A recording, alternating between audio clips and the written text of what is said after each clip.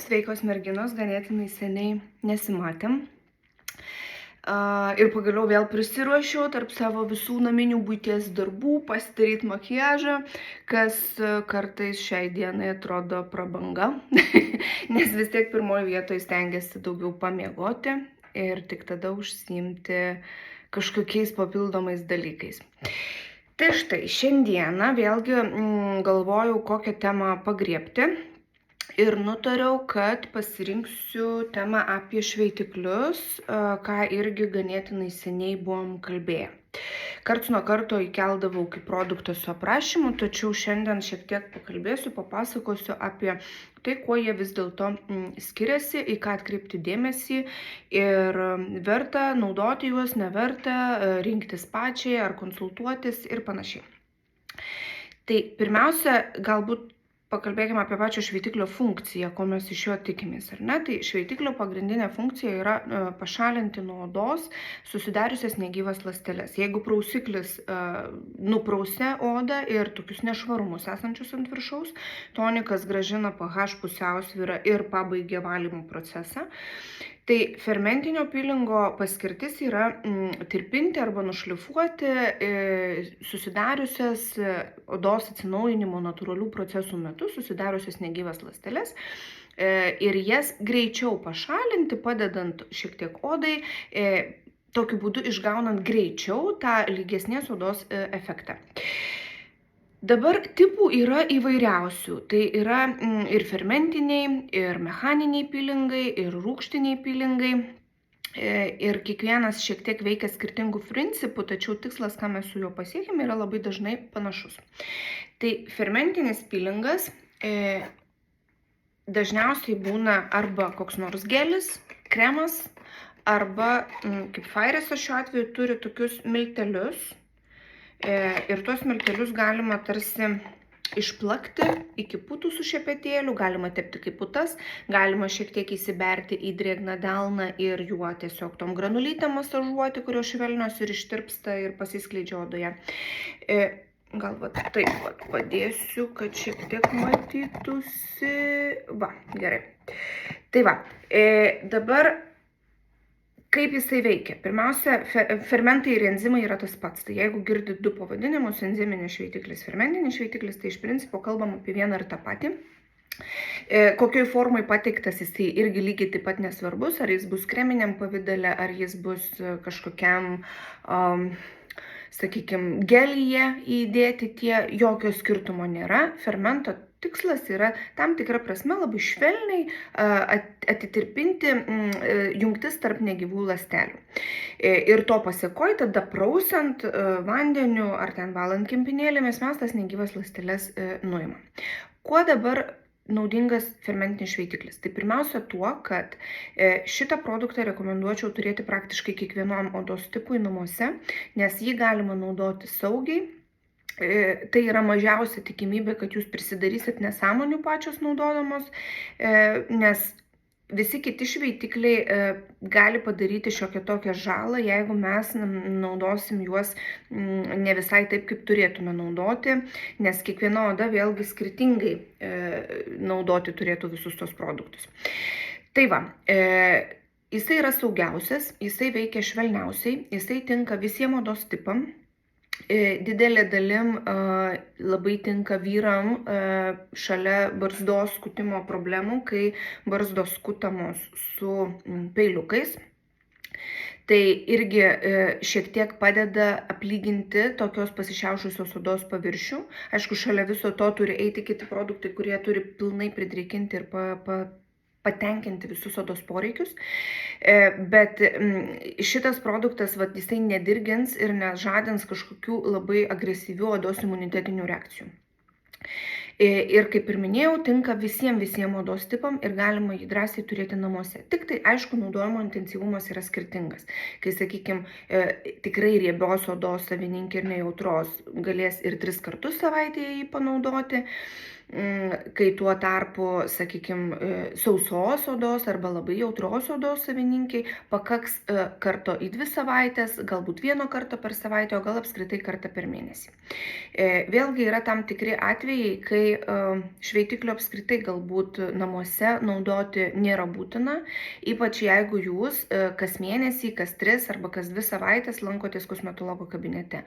Tada jūsų apskritai namų krepšelis gali apsiriboti vien tik tai kremu, serumu, prausikliu, toniku.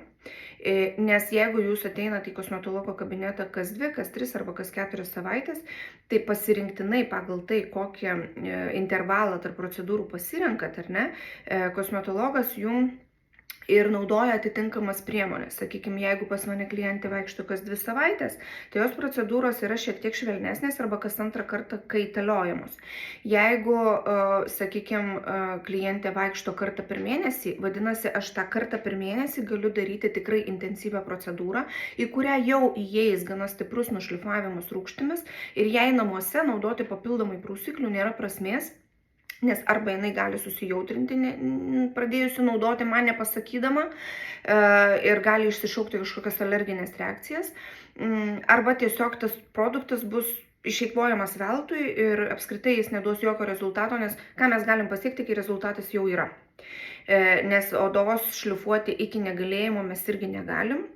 Oda turi tam tikras savo ribas ir jeigu mes bandom lysti giliau, tai mes išsišaukiam kažkokius dermatitus, paraudimus, netolerancijas odos ir seka tam tikri mechanizmai. Tai va su tais visais pilingais reikėtų atsargiai ir jeigu, sakykime, gydoma aknė salone, tai negalima jokių agresyvių produktų savavališkai prisipirkti ir naudoti namie, nes jau eksfoliacija pakankamai stipri kabinete būna ir tada kosmetologui labai sunku nuspręsti, ar netoleruojat procedūros stiprumo, ar alergizuoja į produktą, ar vis dėlto pernelyg gaunasi stipriai, nes kažkas dar namie panaudota ir tada neaišku, iki kiek silpninti procedūrą ir panašiai. Bet čia vėl kiti niuansai.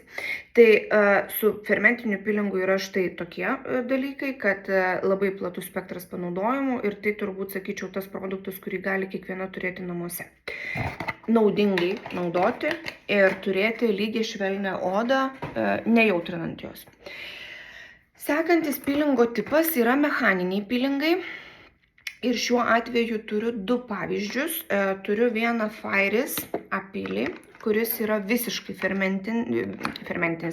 kuris yra visiškai mechaninis pilingas, tiesiog kaip mechaninis pilingas. Ir turiu pavyzdį Exuviance Glycolic Polish, kuris yra toks miksas rūgšties plus abrazyvo mechaninio. Tai apie jį šiek tiek vėliau, dabar šiek tiek apie tą Fairieso mechaninį pilingą. Šiek tiek parodysiu, kaip jisai atrodo. Atrodo va tokia tubelė.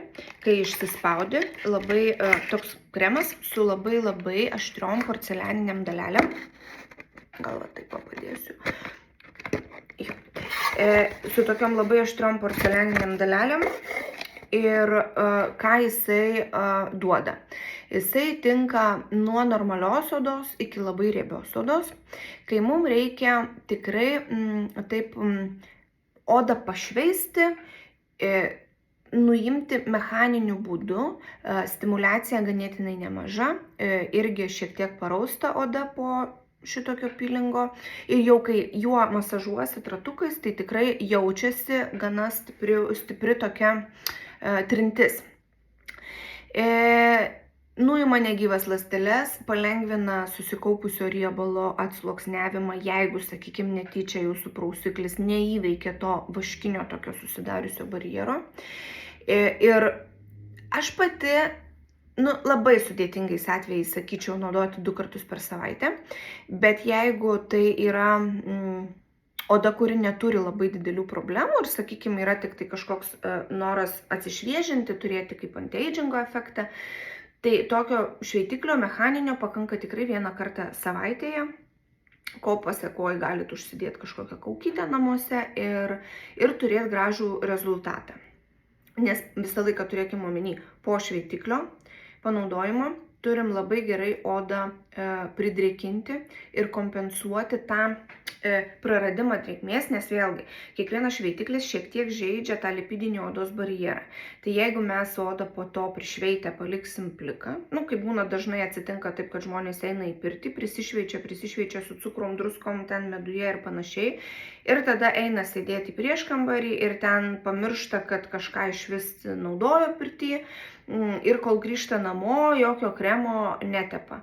Tai pirmas kelias po tokių saviprocedūrų yra į odos jautrumo didinimą, kapiliarų išryškėjimą odos paviršiuje, nes tiesiog žalojančiai tada veikiam odą. Nušveitėm, turim omeny, nušveitėm, iš karto gražinam odai drėgmę, pritepam ar tai serumu, ar tai dedamės kaukę, kurią paskui ten įmasažuojam, nuplaunam ar panašiai. Nepaliekam odos taip plikos gyti pačiai savaime. Tai apie mechaninius šveitiklius tiek. Dabar yra ta kita rūšis, kurią minėjau, rūgštinis šveitiklis su mechaniniam dalelėm. Šiuo atveju Exuviance kompanija įdėjusi čia yra 10% glikolio, 2% bioninės rūgšties, kuri yra tokia labai švelni, net, sakyčiau, pavadinta kaip rūgštis, tačiau formulė iš tikrųjų ne visai atitinka tikros rūgšties tas tokias funkcijas. Jinai labiau turi panašų efektą, turi panašią molekulę, tačiau ne visiškai yra tokia rūgštis. Čia kaip ir hialurono rūgštis. Rūgštis, bet iš tikrųjų tai yra drėkiklis. Tai va. Tai bioninė rūgštis tam tikra prasme irgi jinai veikia kaip drėkiklis stiprus. Ir yra aliuminio oksido kristalai dėti kaip mechaninio pilingo pagrindas. Tai šitą pilingą naudojant irgi turim labai šiurkštų šveitimą, dar šiurkštesnį, sakyčiau, negu su porcelianu. Ir papildomai šalia veikia rūgštis, kuri rūgštis užtepta ant odos, jinai tirpina jungtis tarp negyvų ląstelių ir šalia tuo pačiu mechaniškai vyksta šlifavimas.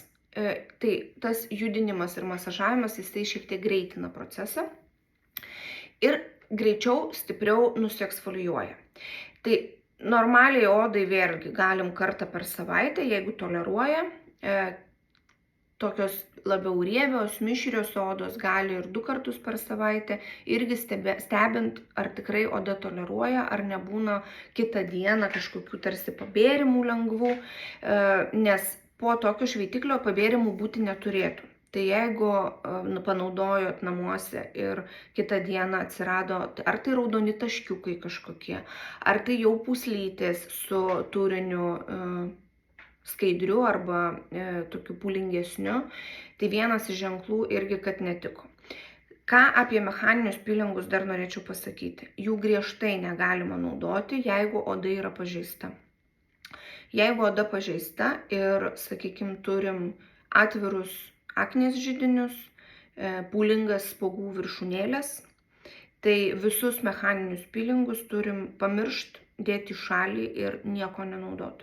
Apskritai, jeigu yra atvira aknė, fistulinė, pustulinė, tokia, kur turim tą pūliuką paviršiuje iškilusį, nedarykit savo jokių procedūrų namuose.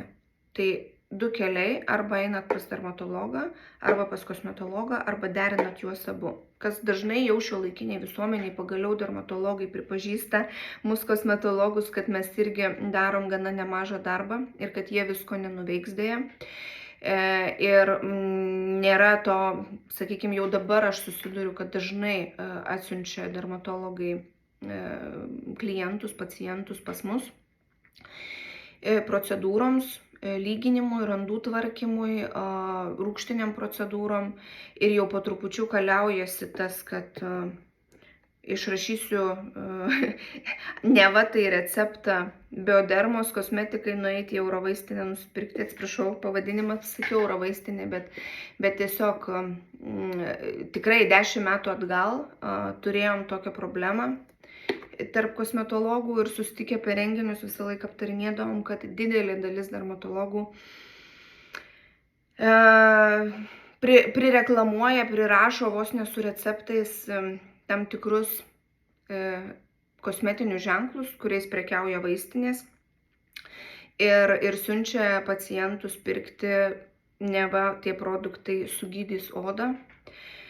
Tai liūdna, nes visi suvokiam, kad tai yra karteliniai susitarimai, už kuriuos būdavo paskiriamos ne piniginė prasme, galbūt dovanos, galbūt savaitgaliai kažkokie, tiesiog toks marketingo būdas, kuris visiškai nebuvo orientuotas į paciento sveikatą, jisai buvo orientuotas į mediko arba vaistininko uždarbį.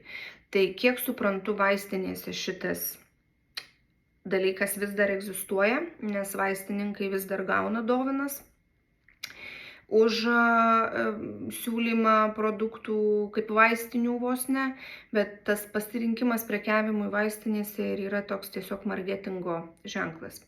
Tai nukreipau vėl į lankas, man čia yra taip, neduok valgyti, duok pakalbėti. Ir grįžkim prie šveitiklių. Tai paskutinis tipas, kurį aptarsiu, yra rūgštiniai šveitikliai. Šiuo atveju Fairesas turi liniją Skin Results serumai. Aš pati naudoju stipriausią jų, kuris yra su AHA rūgštimis ir turi 20% tų AHA rūgščių. Indeksas, aišku, 60, bet čia tiesiog tokį pavadinimą sugalvojęs gamintojas, kad yra 20, berods 40 ir 60. Tai, sakau, pati naudoju stipriausią. Visi tie trys tipai turi skirtingų rūšių rūgščių miksus ir šiek tiek orientuoti į skirtingas problemas. Tai šiuo atveju 60 indeksas rodo tai, kad rūgštys kompleksas visas sudarytas ir orientuotas į brandžią odą. Šiuo atveju pas mane didžioji dalis tų klientų ir yra. Aš dirbu su jauninančiom procedūrom. Kažkaip metam bėgant nuo tiesiog veido valymų buvo pereita prie tokių anti-aging procedūrų ir man geriausią efektą duoda šis. Tai jį užsitepus be abejo oda išrausta, jaučiam kaitimą, kai kurios jaučia deginimą, laikymas 10 minučių. Kai kas šitos produktus prekiauja visiems pacientam. Čia jau iš studijų atsinešiau iš naują žodį, nes imu labai maišyti pacientus ir klientus. Tai kai kas prekiauja su klientais visais šitais produktais į namus. Aš pati nesiūlau taip drastiškai griebtis cheminių pilingų ir teptis juos patiem.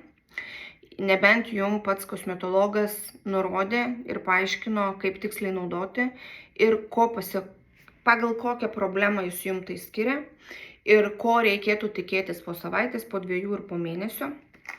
Nes rūgštys labai slidus dalykas, yra labai maža plonytė linija nuo to, kad mums bus su rūgštimi labai geras rezultatas ir nuo to, kai mes galim prisidaryti bėdų.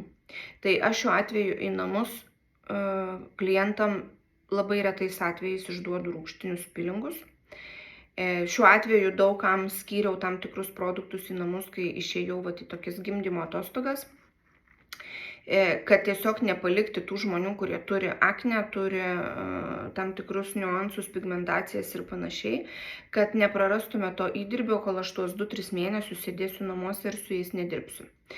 Bet iš esmės tai nerekomenduoju to daryti, nes kartais net ir kabinete nespėju suvaldyti ir jau žiūrėk, klientai, atsirado mini bėrimas prie nosies su ten dermatito požymiais. Tai cheminio pilingo pasekmė. Vadinasi, kažkur buvo ar tai per mažas laiko tarpas padarytas odos atsinaujinimui, ar miksas padarytas šiuo atveju sudirgino odą, nes galbūt šalia klientė kažko privalgė, galbūt jinai ėjo į kažkokią aplinką, kur ten kažkas sužadino, kaip ne vieną kartą yra tekę, kubile žmogus pasėdėjo. Į baseiną žmogus po 3 dienų išėjo. Ir čia pat chloras po cheminio pilingo, nors atrodo jau 3 paros yra ta riba, kur gal jau ir turėtų būti viskas aprimę, tam žmogui nebuvo taip gerai. Ir tiesiog, tai sakau, aš nedalinčiau į kairę, į dešinę cheminių pilingų į namus. Tačiau toks variantas yra. Kai turim labai didelį poreikį, galim parinkti tam tikrą miksą ir panaudoti. Tai tos rūgštiniai pilingai, jie dažniausiai būna arba vandens konsistencijos, skysčio pavidale, arba geliai, arba tokie kaip emulsijos, galima sakyti. Tai šiuo atveju čia va turim tokią irgi pusiau emulsiją, toks patirštintas skystis su pipete, jį įsilašinam į kažkokį tai indelį ir su teptuku švelniai padengiam veidą. Aš nemasažuoju, nestiprinu to efekto, išlaikom 10 minučių. Ką turim omeny, tepant rūgštis, kiekvienas judesiukas, kiekvienas masažas intensyvins procesą. Tai jeigu masažuosit, veiks giliau negu nemasažuojant. Vėlgi priklausomai, kaip mes dirbam. Ir dar vienas pavyzdys, ko neturiu savo kabinete ir praktiškai nuo studijų pabaigos ir nenaudojau. Tai yra gomažo principo pilingai. Gomaž pavadinimas, kaip jau ir turbūt aišku, jisai mums sufleruoja, kad tai prancūziškas žodis. Greičiausiai ir kilmė prancūziška. Gino kompanija tokius pilingus turi ir studijų metais su Gino produkcija mes dirbom. Bet man nepatinka gomažo pats principas. Gomažo pilingas, jisai yra toks kreminės konsistencijos, mes jį užtepam, leidžiam ant odos pabūti kokią 10 minučių ir tada jį neplauni, bet jį pradedi masažuoti ir nutrini. Ir jisai tada byra tokiom šerpetėlėm, tuo pačiu nuimdamas negyvos odos audinius. Kaip po funkciją nušveisti, jis atlieka visai gerai. Dažnai gomaže šalia viso to nutrinimo mechaninio dar veikia ir fermentai. Tokiu principu padaryti. Aišku, dar dėl fermentų, tai tikrai noriu paminėti, kas naudojat fermentinį pilingą. Kad veiktų fermentas, būtina drėgmė ir būtina šiluma. Kol yra šie du faktoriai, fermentas veikia. Kai išdžiūsta arba atvėsta, fermento veikimas liaujasi. Tai šiuo atveju ir gomažo pilingai yra taip pat. Kol jisai yra drėgnas ir tam kreme, oda šilta, fermentas veikia ir jis atlieka savo funkciją. Kai jau gomažo pilingas sudžiūvo, viskas. Cheminė reakcija baigėsi ir mes tada pradedam masažuoti, masažuojam ir nurutuliojam. Dažniausiai tokiu atveju kosmetologas tiesia po apačią veido šonuose tokį papildomą rankšluostį ir kai jau baigė, paprašo šiek tiek pasikelti, tą rankšluostį ištraukia ir išmeta tas visas negyvos odos šerpetėlės. Kodėl pati nenaudoju? Man net ir pačiai ant savęs, kiek esu bandžiusi, man labai nemalonus yra tas nutrinimas. To šerpetėlės byra visur, jos byra į paakius, tu tada turi valyti klientą. Trinasi ganėtinai skaudžiai ir taip nemaloniai, oda labai stipriai tamposi. Tikrai aš pati nemėgstu, apskritai nemėgstu, kai man ilgai mechaniškai dirginama veido oda.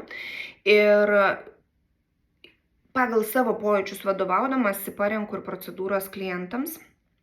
Tai šiuo atveju ir klientui sakau, tos šerpetėlės byra visur, jeigu ausys nepridengtos, byra į ausis, byra į akių zoną, trina labai skaudžiai, toks tampymas, mozojimas gaunasi ir tada vis tiek pabaigoje tu turi nuplaudinėti vandeniu, nes to tokio tarsi plėvelė susidariusių nemaloniai jinai vis tiek lieka. Tai šiuo atveju aš tiesiog turiu asmeninį nusistatymą prieš šitą pilingų rūšį.